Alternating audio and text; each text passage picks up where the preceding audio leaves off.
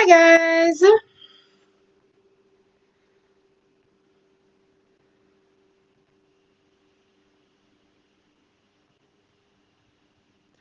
Hello there. So I am coming to you live today. Thanks for joining me. I'm just trying to link both YouTube and the Facebook Live.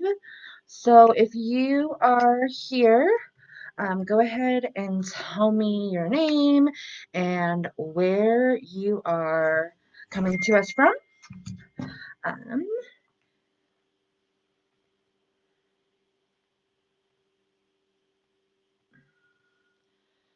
So today's topic is going to be all about what the school year looks like, and I've been researching a lot about what our school year is going to be looking like this fall. I'm sure if you are a parent, you are probably wondering what the plan is for your children and what your school is actually going to be doing this fall. So I know that here in the Lake Oswego area, they have set out a plan of action. I actually just listened in to Tiger Tualatin's plan last night. So they are across the board, whether you're in Portland Public, Tualatin, Tiger Tualatin, Lake Oswego, up in Vancouver, Beaverton, Hillsborough, pretty much the Portland Metro is rolling out the same plan. And that plan is to be online, right? And it just depends on our current pandemic, how long that online solution is. And some districts are going longer or shorter depending on where you are. And I know that the relative plan for most school districts right now is to go through November, and if changes need to be made, then they will be made. So as of right now, most school districts in our area are going to be going with an online model only through November. And I don't know about you, but um, coming from an education background, this actually excites me. And I'll give my reasons for that later. But I want to hear your concerns for this. What do you feel like you're worried about? What do you want to see happen for your children this fall? I know from friends and family that I've spoken to that the countless thing that they keep talking to me about and telling me is the spring did not work and that we can't do a replay of this again. And I totally hear you. I know that for me, the spring teaching in that model was difficult, where I taught in a private school, so my ability to do live lessons and do some asynchronous versus synchronous lessons was a little different than a lot of the public schools in this area. So if you're wondering what synchronous versus asynchronous means, synchronous means that what we're doing um, in a Zoom, a Google Hangout, you are logging in to that with that code and you are able to interact with your teacher. You are able to have conversations with your teacher, you're able to have conversations with your classmates. That is synchronous learning. You're able to see them live. Whereas asynchronous learning is a lot of what we did last spring, right? So teachers were posting videos to the Google Classroom, Seesaw, whatever the district was using, and then students were doing those assignments. And this was all based off of what time your family had available for you to be able to do this. Because I know a lot of you are all working parents and you have jobs and you have responsibilities outside of just making sure your children are doing their assignments, right? So that model, the synchronous learning was probably really difficult, right? In the spring, because you didn't have that connection with the teacher, your child lost complete connection with their classmates.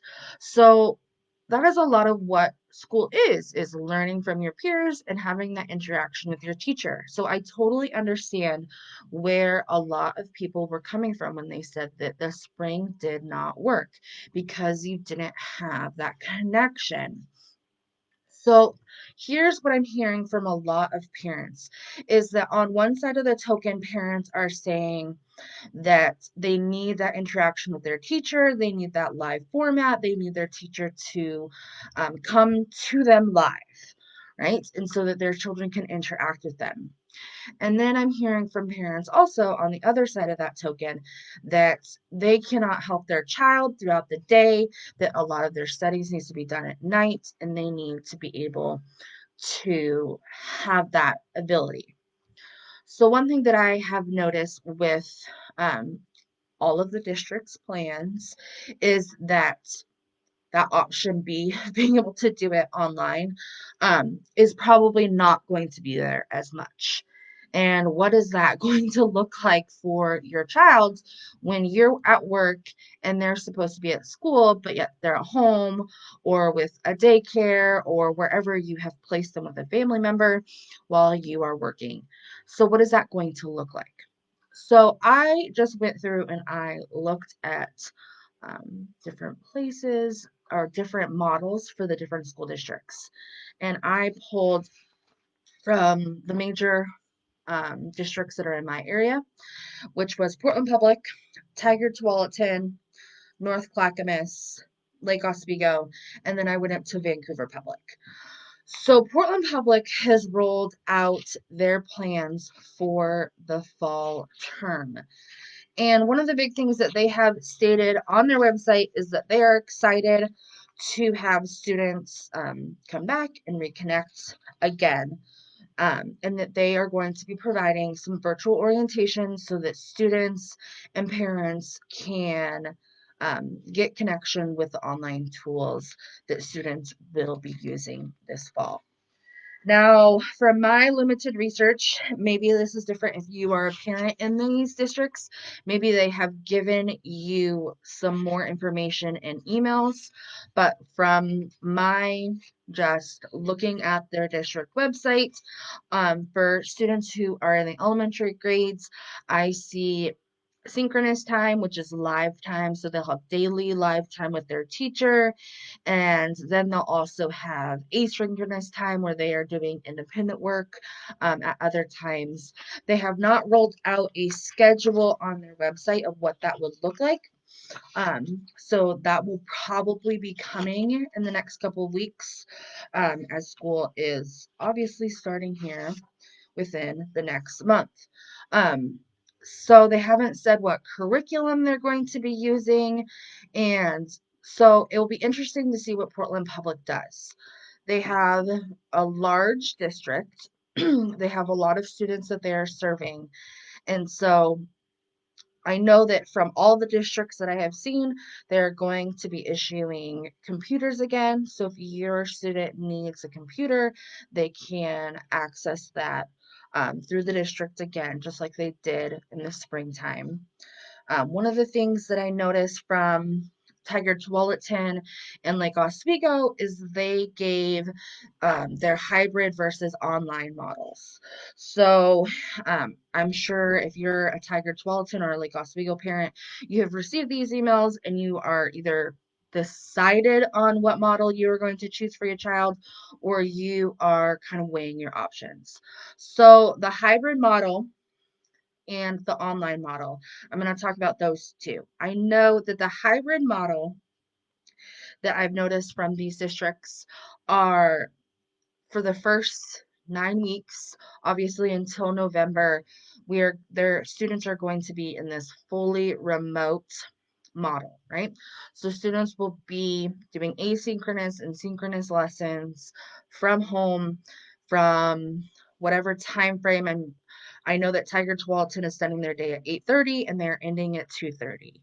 and they have very specific tasks that they have students doing at that time.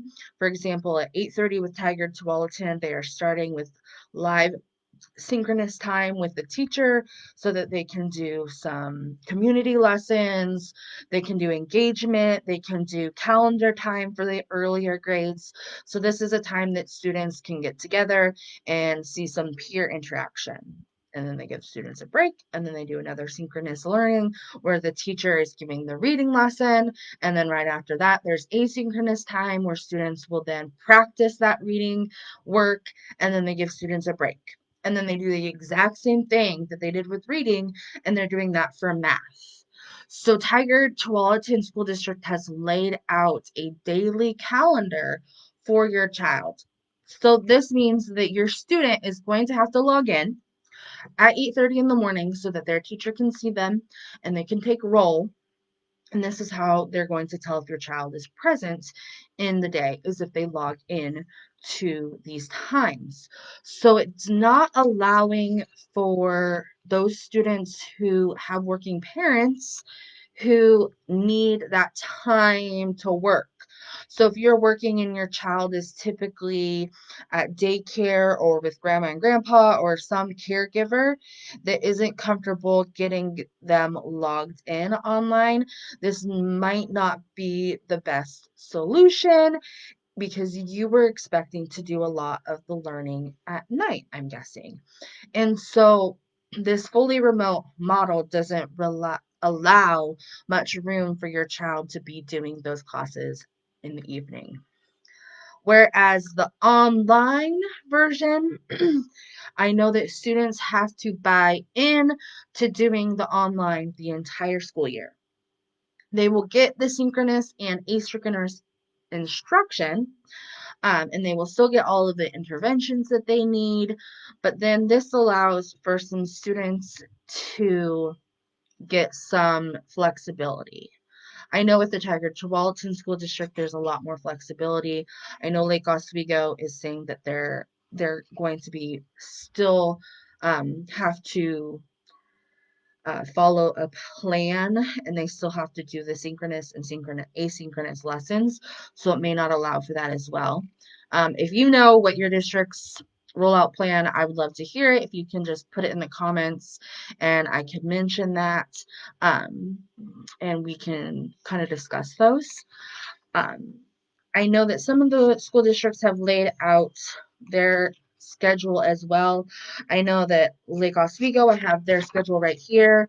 They've laid it out pretty clearly what their schedule is going to look like. It'll be math in the morning, then language arts, and then students will have a transition in lunchtime, and in the afternoon we'll be doing social studies, science, music, PE, health, those extracurricular activities. So I know, so here is where the public school has to follow the Oregon Department of Education's plan.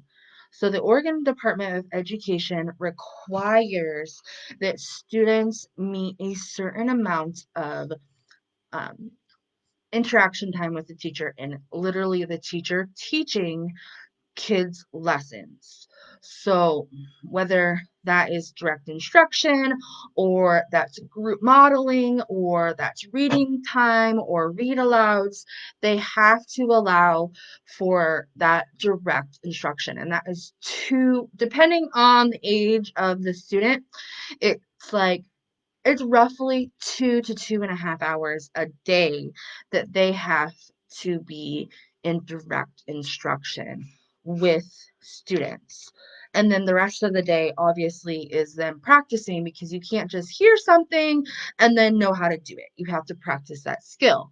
So the only mandate, though, is that from the Oregon Department of Education is that they have this direct instruction time and that they also have some practice time as well, but they don't regulate how much practice time students need. So students need to be able to access the information from their teacher and be able to listen to it in order to get that instruction. So this is coming from the Oregon Department of Health.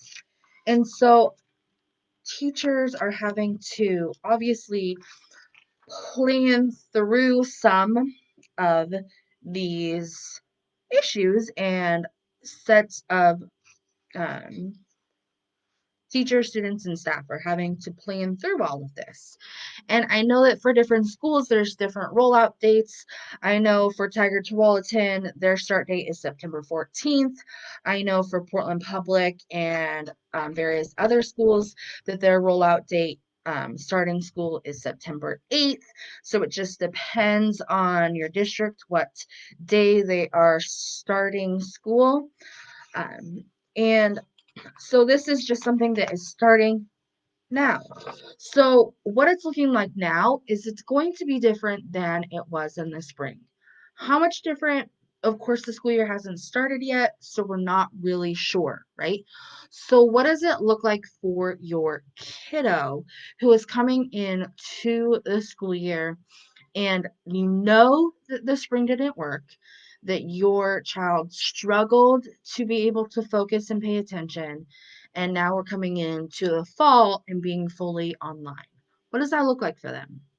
Um, do you feel like they are struggling to have a desire to even come back to school because they know that they aren't going to have those same interactions with their peers as they did in the last year before we had to shut down? What are your kids' thoughts on coming back to school this fall? If you type them in, I would love to hear what their thoughts are on and how they're feeling about coming back into school this year. I know that I have heard from a lot of parents and families that their kiddos either A, have no desire to want to come back, that they are worried about coming back because they aren't going to be able to see their friends in person and they miss their friends and they want to see them. I know that there's a wide variety. There's families who are like, nope, we do not want to be in person. We know that we do not want to spread the the virus. We need to be at home right now. I know that there's a wide range of thoughts out there, and they're all valid. But what is your thoughts on this? What do you feel is the best options for your kids? Because running through all of these district thoughts isn't always the best thing, like the best idea. Like you go, oh, this is their plan, but what are you feeling about what your district is rolling out? As a teacher, I know that I am excited for teachers who last spring were not able to provide those live classes for your students. And the only thing that your district allowed you to do was to film and record yourself and then post to your students and then assign assignments. Um, I know that's why students struggled.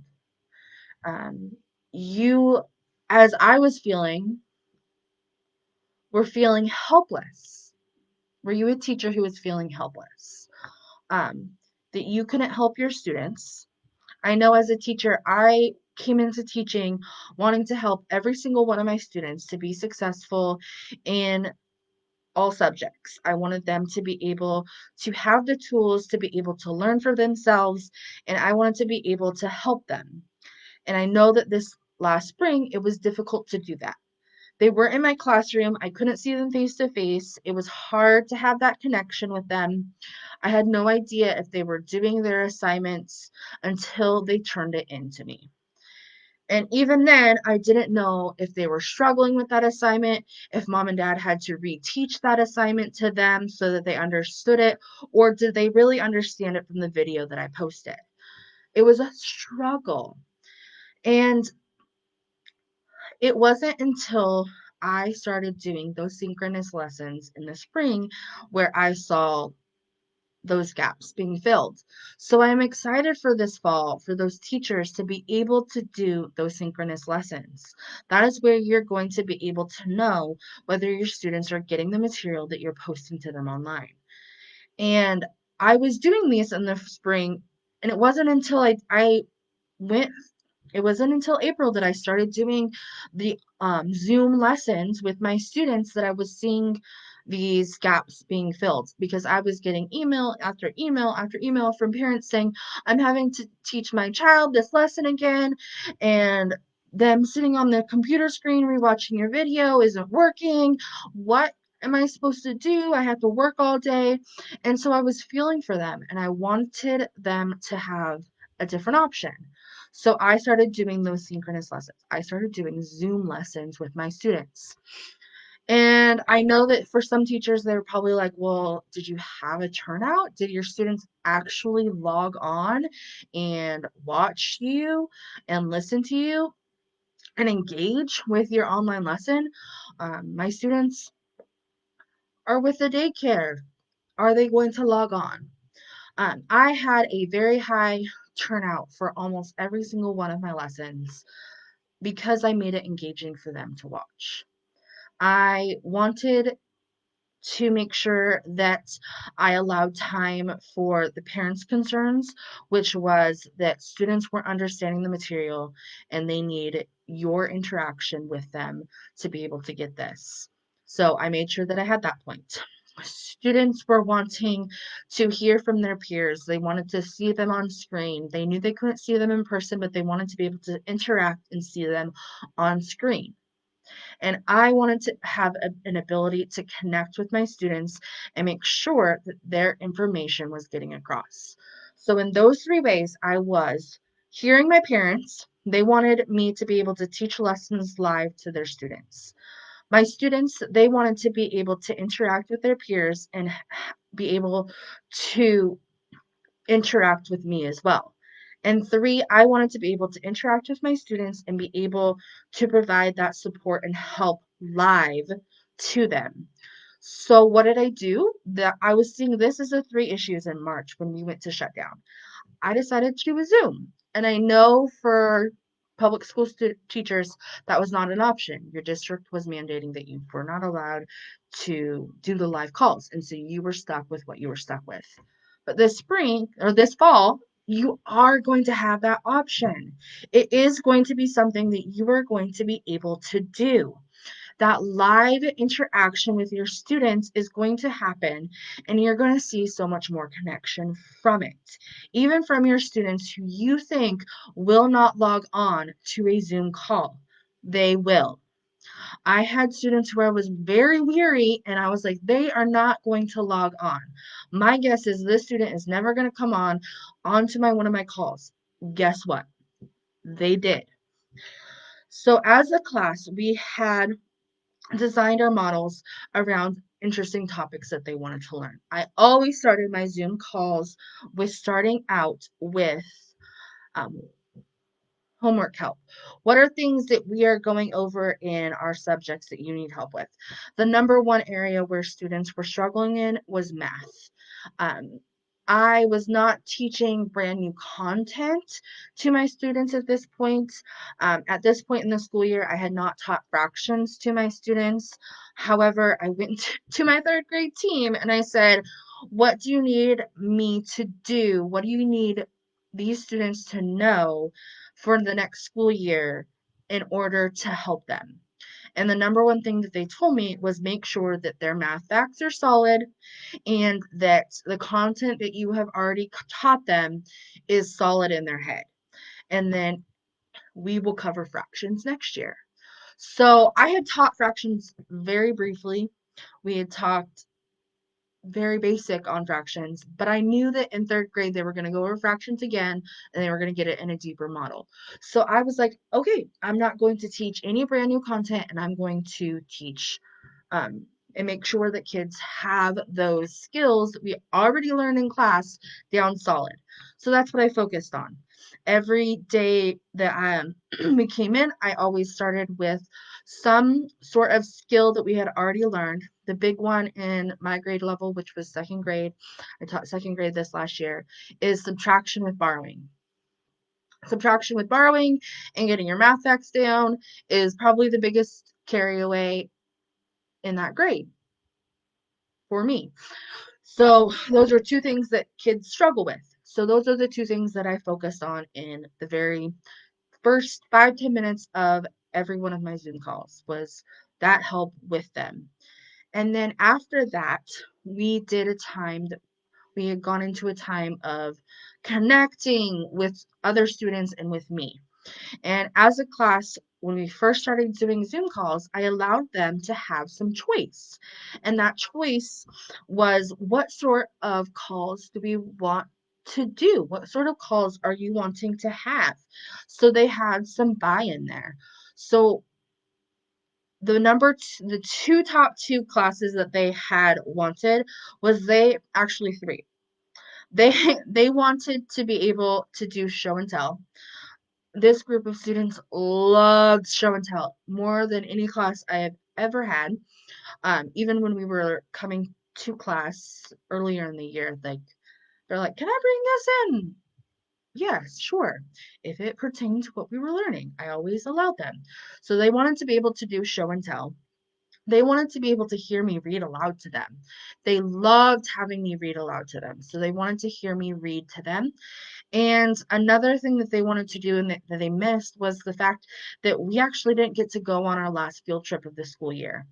And they were really bummed about that. So they wanted to be able to do some sort of field trip. So I actually brought a ton of field trips to them, and we did some virtual field trips. Um, those were probably my 3 highest turnout days. I did have one day where I taught a brand new lesson to them live. Um, and if they didn't come to it, I recorded it so that they can see it later. And then the 5th day, I did just some extra homework help. They could come in and say hi to their friends, but if they specifically needed help on something, I kind of used it as like a study hour for them. And those were that day. I didn't have a ton of turnout. I did have turnout every day. But that day was kind of lower because it was specific to, oh, I'm struggling with this. I need to log on and get help from my teacher. But the other days I had high turnout because I had that buy-in from them. They wanted to hear those 3 things. They wanted those things. So you can provide this for your students as well. They are going to want to hear from you. And in the spring, when they have those lessons, they are going to soak it up. It might take a couple of weeks for them to get buy-into it and get used to it, but they will. And as I'm speaking to you as teachers, that they will. For you as parents, I know that this is probably going to be a little bit difficult because you're going to have to help your students in the beginning get used to logging in and setting things up. But just as some helps and guidance for when you do that, if at the very top of your page you can bookmark things for your students.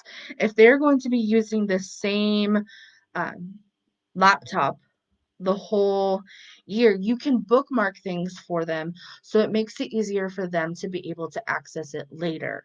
So if you bookmark the Zoom app or whatever, Google Hangouts, whatever live screen that your school decides on, then that'll help your students be able to be more independent with that, and they'll be able to log in on their own eventually without your help, because they'll just be able to know, I click on this link, it brings me to my teacher.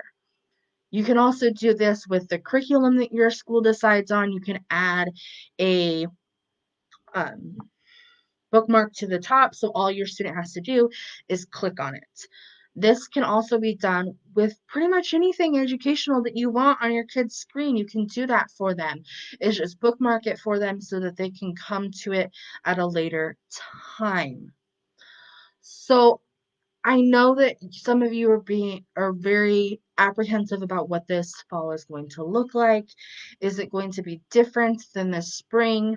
From every single school district that I have done research on, it is going to be 100% different than it did in the spring. A lot of what they did in the spring was this emergency help. What can we do right now? What do we have access to right now that we can roll out in this emergency sort of situation? Whereas they have now had the summer to prep and plan because they knew it was going to be coming down the line. Cases are rising and this virus is not going away. So they had this idea and they had this preparation to be able to get a plan in place. So it will look different this fall than it did this spring. So that worry and concern can drop. That's one worry and concern that you can just be like, okay, that's not going to be the same for my student. Now, a lot of the other things that I'm hearing from parents is that I'm just going to pull my student from school and we're going to homeschool this year. That's another big thing that I'm hearing. And then I hear on the other side of it is parents are saying, well, if you pull your student, then the school doesn't get the funding, and then there's not as much opportunity for that student at the school. Yes, that is true, but also you have to be more cognizant of what you think is best for your family. If you think that is what's best for your family, then that is what's best for your family. And that's what you need to go off of and be confident in that situation. Be confident that you made the right decision for you. But those parents who are deciding that no, I want my student to be in public school and I want them to be enrolled in the district, then be confident in that decision. I think what it comes down to is just being confident in the decision that you make. Make one decision, whether to stay enrolled or to unenroll, and just be confident in it. Um, there are going to be supports for your student regardless of whether you choose to stay in the school system or you decide to homeschool them. If your student is on a 504, they are gifted and talented, they have special education, they have a 504, if they are enrolled in the public school system, they are still going to be able to get those supports. That is a law. Like your student is not going to get that support. Like that would be against the law for the school not to do that. So they have to be able to provide you with those supports. So those will continue. So those are things that you don't have to be concerned about as well. Will it look different this fall than the spring was in the regards of those supports? Yes, because the supports that they had in the spring were these emergency supports. Like, what gaps do we need to fill right now because we had to go into this emergency situation? We are no longer in that emergency situation. We are now in the situation of, okay, this has been the plan now. What this is going to be the plan for the foreseeable future. What do we need to put in place? So districts are putting those things in place to be able to make sure students are successful. But if you are a parent that is still concerned about what to do for your child, there are other resources as well. I know for me as a teacher, I was looking at districts and going, what districts are needing teachers right now? What districts are focusing on? What are they seeking? And I know that a lot of parents are wanting um, a tutor or someone to come alongside their child and help them be successful in school because they feel like there are gaps in what they received from the spring to the fall, which is probably the case. If you are unsure of what summer slide is, I have a video and a blog post about those two things. Students see a summer slide regardless of a pandemic period, and this pandemic period is going to increase that summer slide. So that concern is valid. So finding a tutor that is right for you might be the option that you want to take. Whether your student struggles in reading, whether they struggle in math, or whether you're wanting your child, they don't struggle in those areas, but you're just wanting to strengthen those areas, there's a tutor for that. Like, you can hire a tutor to help them and come alongside them. A lot of the time, teachers do this after school. You can find someone that can help them.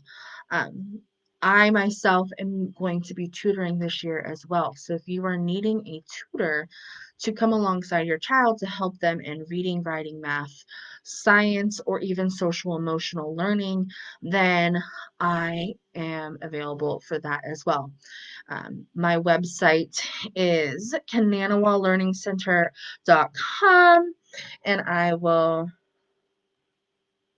um, just post it down here for you to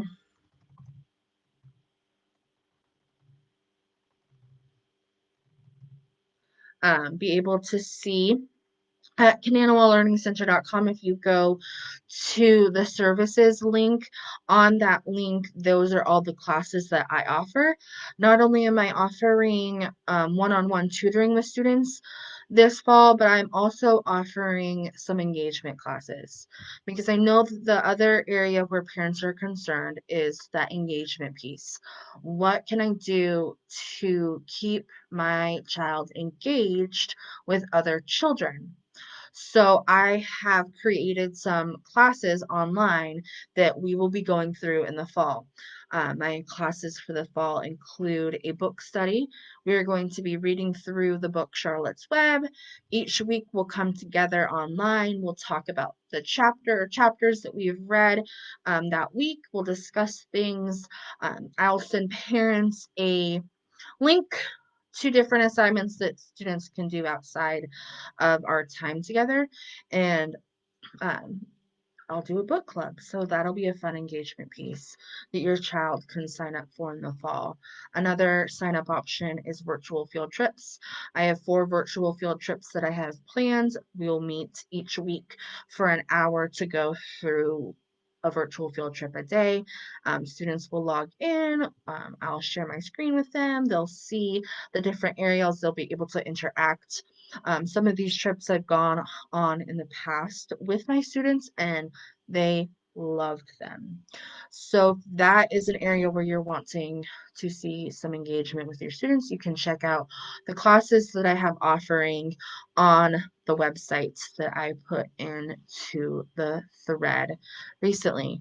I want to be able to hear from you. What are your concerns for this fall? What are the things that you are wanting to see for your kiddo? What are some of the things that your district isn't providing for your child? What do you feel like you are needing from somewhere to provide for your child to make sure that their school year is successful? Because we know the one thing that I am seeing is that online learning is going to be here until at least November for all of the school districts that I have looked at. Now, what it looks like after that, we do not know, because, of course, this pandemic is going on a long time, and we'll have to see what that looks like when we get closer to that. So, what can we do in this time frame of right now that will make your child successful? I want to hear from you. I want to see what you have in mind for what you feel that looks like. Um, I have enjoyed spending this time with you. If you have any questions or concerns or ideas on what you feel like your child needs to have some engagement with, I would love to hear from you. If you want to just continue this conversation after this live is gone, just go ahead and comment, and I will answer back, and I will interact with you as well. If you enjoyed this video, if you can like it or share it, I would love that as well. Um, Thanks for showing up, and I will be coming to you weekly live. So, next week's live session, I'm going to be starting a series on math tips. So, a lot of the questions I get from my students are, why is this important anyway? What is this skill going to help me with in the real world? So, we're going to go through some different math topics, and we're going to go, well, where does this help me in the real world? Why is this important? So I hope that you tune in next week. That'll be a fun series that we'll start together. I'll see you guys later. Thanks for tuning in.